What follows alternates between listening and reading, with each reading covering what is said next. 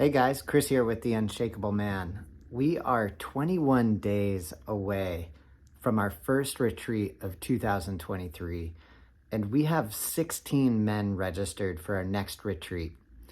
We've got 4 guys registered for April and 2 registered for May. I just wanted to take this opportunity to record this video for you, to talk about and to appreciate how big a deal it is to show up to one of these retreats. And then because we don't have photos, right? Like I don't have photos that I can send you from last year because of the pandemic and because this is our first time really being able to commit to doing 5 Unshakable Man men's retreats this year. Okay? So oftentimes when guys give me a call, and I've done over 40 calls with men who are attending the retreat, I always go over 3 main things. And those things are confidentiality versus secrecy, the intention, the 3-part intention for the retreat, and the primary thing that gets in the way of being able to do this deeply meaningful, powerful work in our lives. And that has a name that we call the paradox of safe space. And so I'm going to just go over those 3 things with you.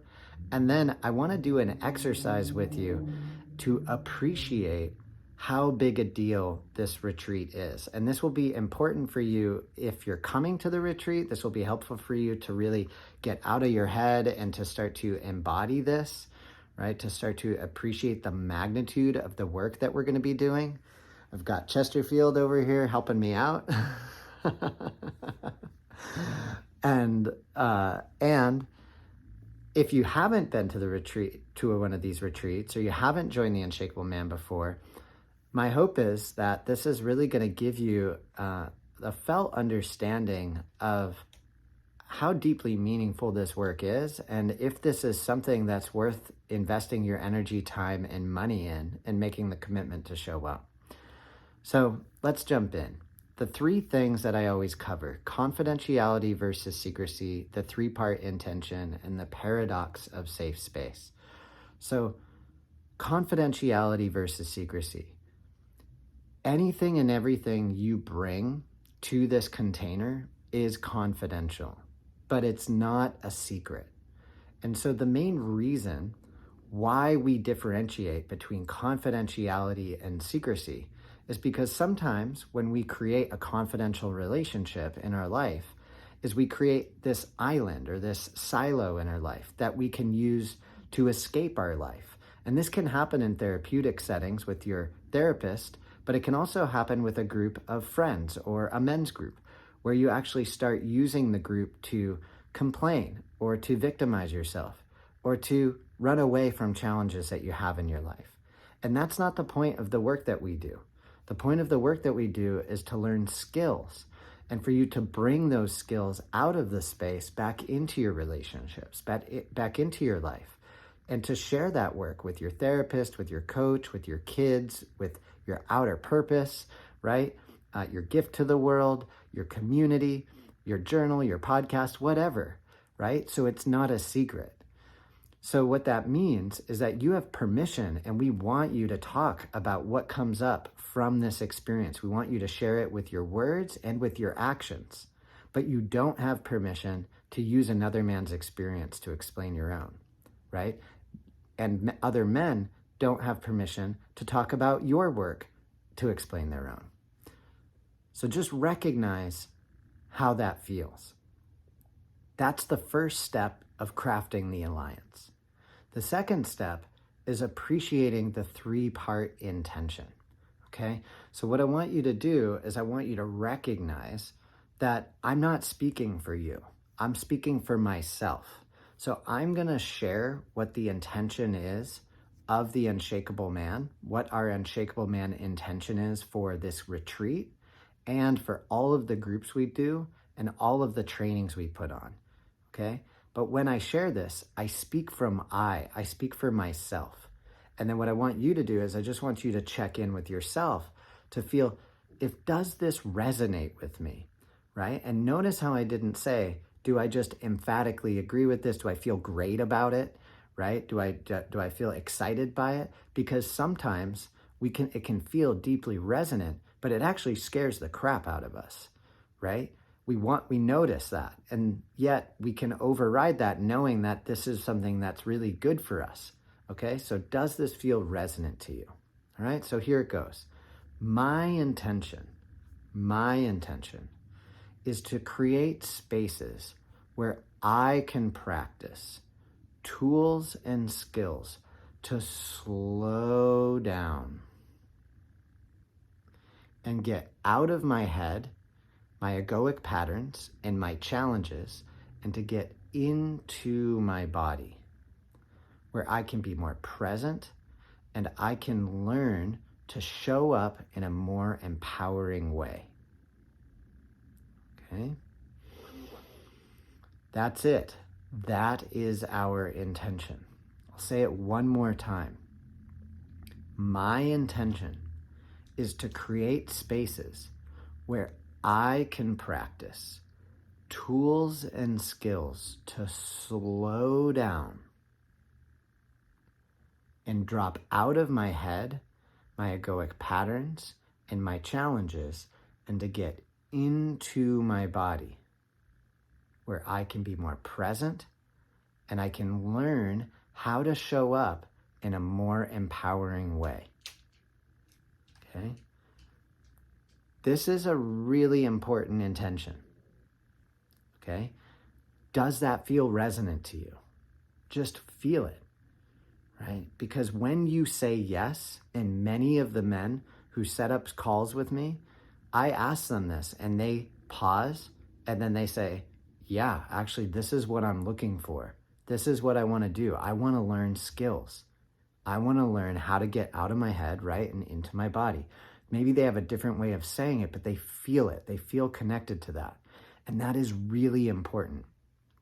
Because when you feel connected to that, and I feel connected to that, and you and I both have this shared intention, the third part to this, the third leg to the intention stool, is recognizing that you and I and all of the men who are co-creating this space, we are creating a very special container. And that this container is different than the default world that we're coming from. It's different. It's not the same as our day-to-day life, because all of the men showing up in this space want to practice tools and skills. And this is where we can really start to shift and change our life, because now we have a team, we have a group of guys who are there to learn. And when they learn, I learn. When I get to witness them learning, I get to learn about myself. And we all start to call each other up. And we don't have this in our lives. We clearly and fundamentally do not have these types of relationships in our lives, especially for men. So this is special. This is important. And the gains and the connections built from this weekend will far outlast just the weekend. And I'll talk about that in a second. So now the third thing to crafting the alliance is recognizing that there is something that gets in the way of being able to do this work. I'm interested in number one. I'm interested in number two. Now, what's that thing that gets in the way? And this is the paradox of safe space, okay? The paradox of safe space is recognizing that I will unintentionally, almost immediately make the space unsafe simply by being in it. And that the choice or the tension of wanting to make the space safe is actually getting in the way of doing the work. All right? So let me explain how that might happen, give you a couple of examples. One way is I might start to get to know you, right? I might start to want to become friends with you. And then as that happens, I'm becoming attached to you. And if I show a part of myself that I'm afraid of, and I'm more authentic, I might be afraid to lose you. So what do? I just move or suppress that part. I just don't tell you about that subject because I don't want to disturb our relationship. Another thing that might happen is you might be in a process, you might be in a group, and then you get reminded by something another man shares about a visceral experience. It just comes up on and in your body, and you haven't been thinking about this for a long time. And you have this whole movie in your head.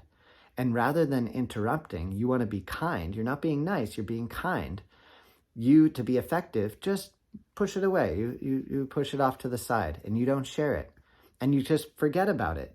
And then later you're like, man, I really wish I had shared that.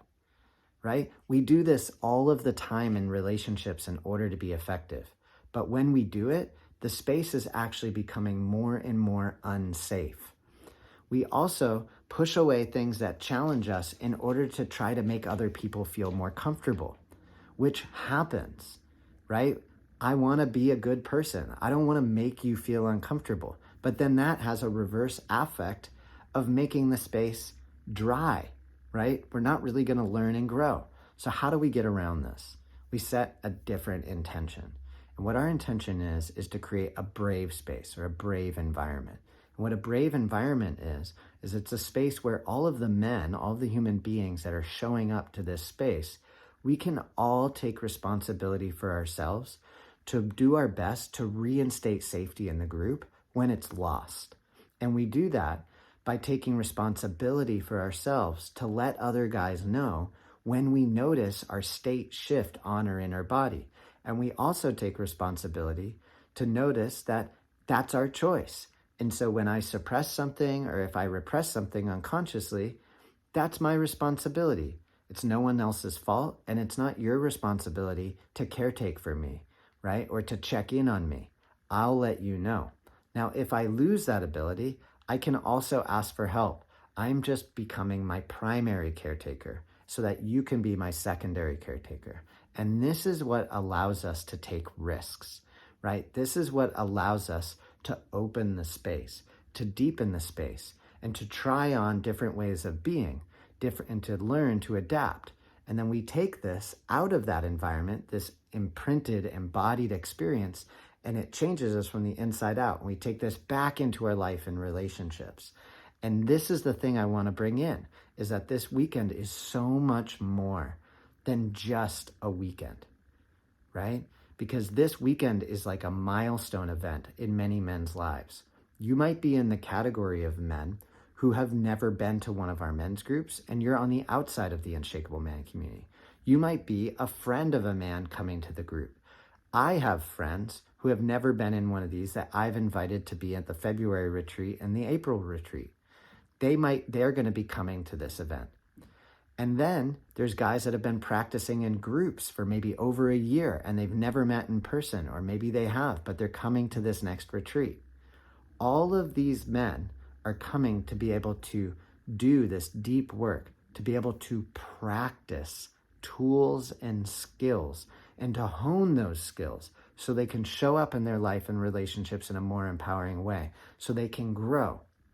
Now, when we leave, that's when the integration begins, because now we're going back into the default life that we left. We're going back into those higher stakes relationships where maybe we're now noticing how we've shied away from showing up fully expressed. Or maybe we learned something new about ourselves at the retreat and we can take a stretch into embodying that and getting out of our comfort zone in work or in life, our creativity, whatever it is.